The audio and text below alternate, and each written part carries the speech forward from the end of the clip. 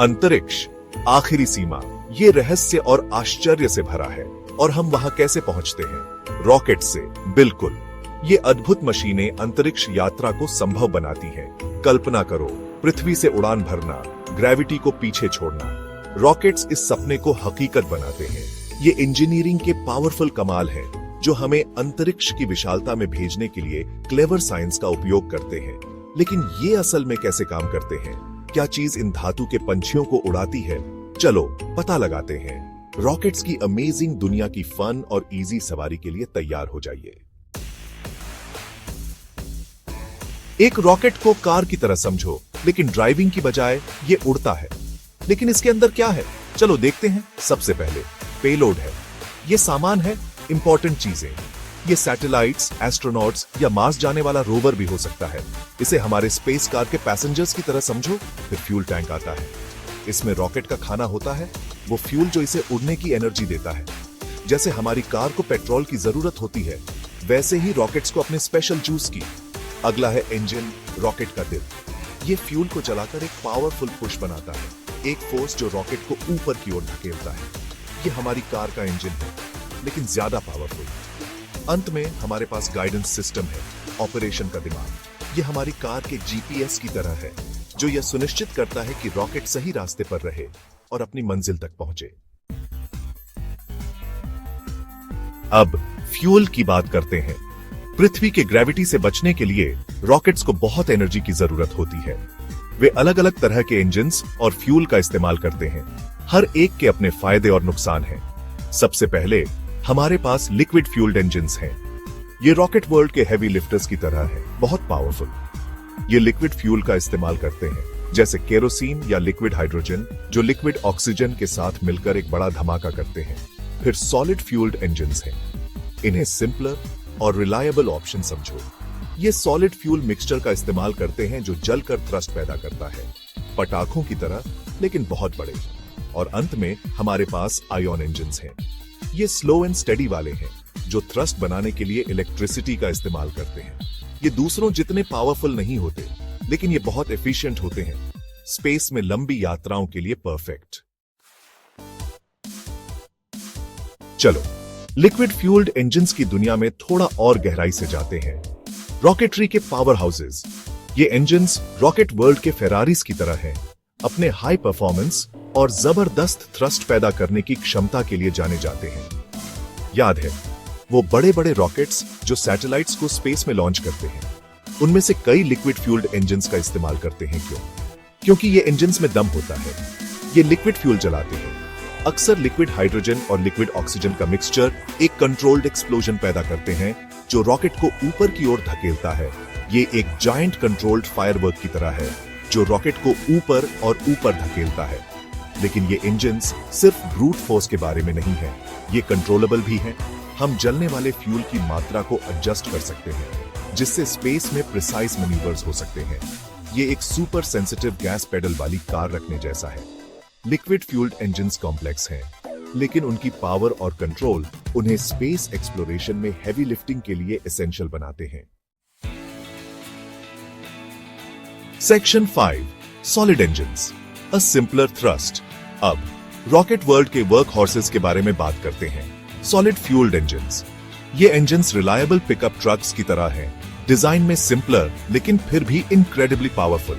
याद है वो पटाखे जिनके बारे में हमने बात की थी? सॉलिड फ्यूल्ड इंजन्स भी इसी प्रिंसिपल पर काम करते हैं। ये फ्यूल और ऑक्सीडाइजर के सॉलिड मिक्सचर का इस्तेमाल करते हैं, जो इंजन के अंदर टाइटली पैक्ड होता है।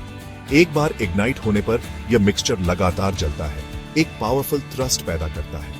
सॉलिड फ्यूल्ड इंजन्स की खूबसूरती उनकी सिंप्लिसिटी में है। इन्हें बनाना और हैंडल करना रिलेटिवली इजी होता है, जिससे ये कई मिशंस के लिए कॉस्ट इफेक्टिव ऑप्शन बन जाते हैं।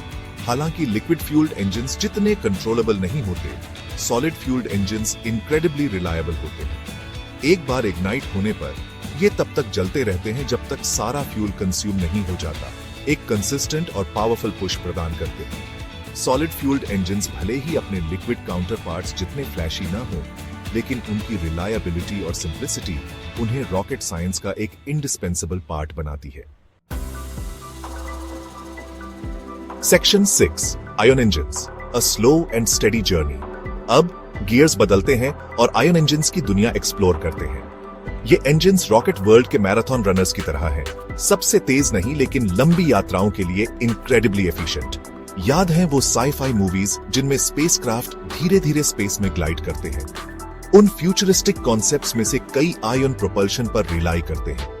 फ्यूल जलाने के बजाय आयन इंजन्स थ्रस्ट बनाने के लिए इलेक्ट्रिसिटी का इस्तेमाल करते हैं।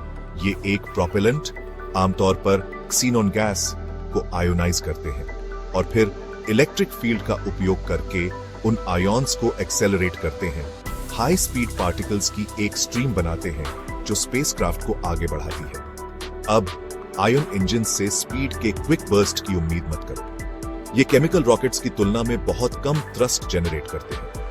इसे एक जेंटल ब्रीज की तरह समझो जो एक सेलबोट को पुश कर रही है, धीरे धीरे लेकिन लगातार उसकी स्पीड बढ़ा रही है। लेकिन उनकी स्ट्रेंथ उनकी एफिशिएंसी में है। आयन इंजन्स रिलेटिवली कम प्रोपेलेंट पर सालों तक चल सकते हैं, जिससे वे लॉन्ग ड्यूरेशन मिशंस के लिए आइडियल बन जाते हैं, जैसे आउटर सोलर सिस्टम को एक्सप्लोर करना। Section 7, reaching for the stars, staging and boosters. हमने इंजन्स के बारे में बात की है, लेकिन रॉकेट्स असल में स्पेस तक कैसे पहुंचते हैं? यहीं पर स्टेजिंग और बूस्टर्स आते हैं। कल्पना करो कि एक छोटी वॉक पर पूरे हफ्ते का लगेज लेकर चलना है। ये बहुत थका देने वाला होगा। रॉकेट्स को भी ऐसी ही प्रॉब्लम का सामना करना पड़ता है, इसलिए वे स्टेजेस का इस्तेमाल करते हैं। एक लंबी यात्रा में पिट स्टॉप्स की तरह एक रॉकेट सेक्शंस में डिवाइडेड होता है। हर एक के अपने इंजन्स और फ्यूल टैंक्स होते हैं। जैसे जैसे रॉकेट ऊपर चढ़ता है, वो एक स्टेज में फ्यूल बर्न करता है। खाली होने पर वह स्टेज अलग हो जाता है और पृथ्वी पर वापस गिर जाता है, जैसे अननेसेसरी वेट कम करना। फिर अगला स्टेज इग्नाइट होता है, रॉकेट को आगे बढ़ाता है।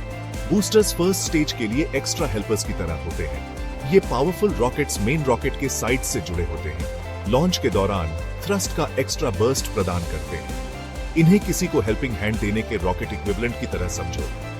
स्टेजिंग और बूस्टर्स रॉकेट्स को ऊपर चढ़ते समय वेट कम करने की अनुमति देते हैं, जिससे स्पेस की यात्रा मोर एफिशिएंट हो जाती है। Section 8, steering through the Cosmos guidance and navigation.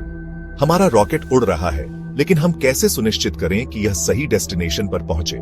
यहीं पर गाइडेंस एंड नेविगेशन सिस्टम्स आते हैं, हमारे स्पेस फेयरिंग वेसल का दिमाग। इन सिस्टम्स को रॉकेट के जीपीएस और ऑटो पायलट की तरह समझो, जो इसे लगातार सही रास्ते पर रखने के लिए काम करते हैं।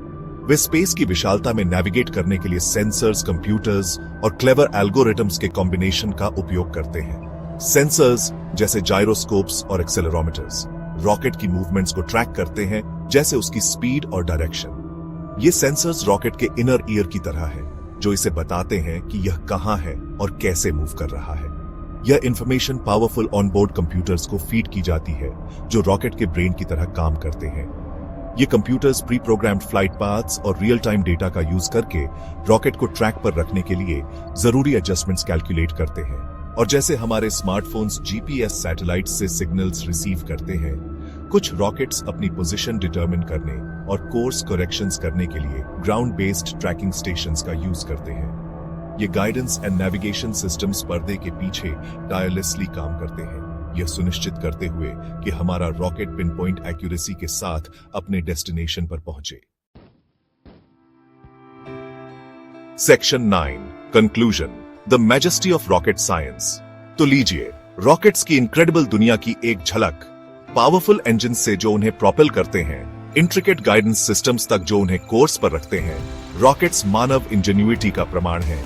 हमने अलग अलग तरह के इंजन्स के बारे में सीखा है, माइटी लिक्विड फ्यूल जायंट्स से लेकर एफिशिएंट आयन थ्रस्टर्स तक। हमने स्टेजिंग और बूस्टर्स के कंसेप्ट्स को एक्सप्लोर किया है, जो पृथ्वी के ग्रेविटेशनल पुल से बचने के लिए जरूरी इमेंस स्पीड्स तक पहुंचने के लिए एसेंशियल है। और हमने देखा है कि कैसे guidance and navigation systems operation के दिमाग की तरह काम करते हैं, यह सुनिश्चित करते हुए कि हमारे रॉकेट्स पिन पॉइंट एक्यूरेसी के साथ अपने डेस्टिनेशंस तक पहुंचे। रॉकेट साइंस कॉम्प्लेक्स लग सकता है, लेकिन इसके मूल में यह कुछ इनक्रेडिबल हासिल करने के लिए फिजिक्स के फंडामेंटल लॉज का उपयोग करने के बारे में है। हमारे प्लैनेट से मुक्त होना और ग्रेट अननोन में कदम रखना। तो अगली बार जब आप रात के आसमान की ओर देखें और एक चमकता हुआ तारा देखें, तो इंजीनियरिंग के उन मार्वल्स को याद करें जो हमारे लिए कॉस्मोस को एक्सप्लोर करना संभव बनाते हैं। रॉकेट साइंस सिर्फ इक्वेशंस और फॉर्मूलास के बारे में नहीं है, यह ह्यूमन एम्बिशन की सीमाओं को आगे बढ़ाने और फाइनल फ्रंटियर में कदम रखने के बारे में है।